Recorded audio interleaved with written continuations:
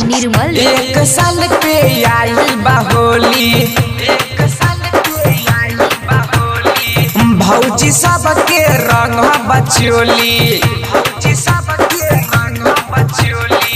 एक साल पे आई बा होली, भौजी सबके रंग बचोली। नाना करी तना छोरी है, अरे जबरदस्ती रंग घोरी है, फगुआ गुआ दिन नचाओ रे, देवर के हिस्सा उठाओ रे, भौजी के रंग लगाओ रे।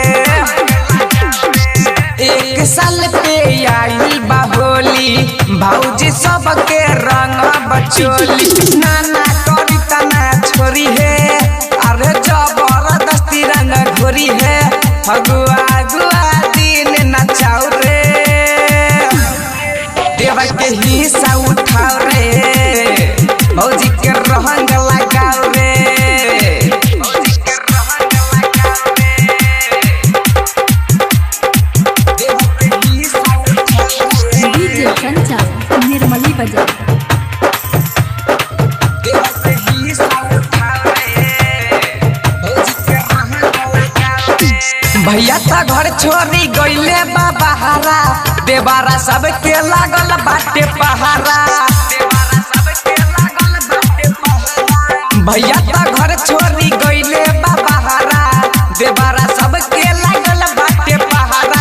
पल्लू से बारी मुहबा छुपैले, गुला लगावे से माना बा कइले, चाहे जैसे चाहे जैसे चाहे जैसे आज मानी, पूछाऊ पूछाऊ कह के पटाऊ रे, देवर के हिस्सा उठाओ रे, भौजी के रंग लगाओ रे, देवर के हिस्सा उठाओ रे। डीजे कंचन निर्मली बाजार। देवर के हिस्सा उठाओ रे, भौजी के रंग लगाओ रे।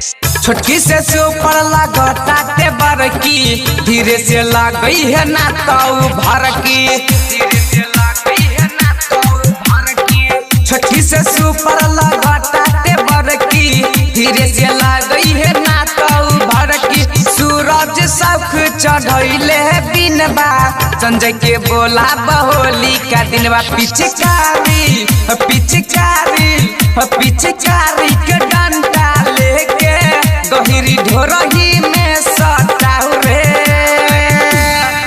देवर के हिस्सा उठाओ रे, भौजी के रंग लगाओ रे। माँ खुशी स्टूडियो निर्मली।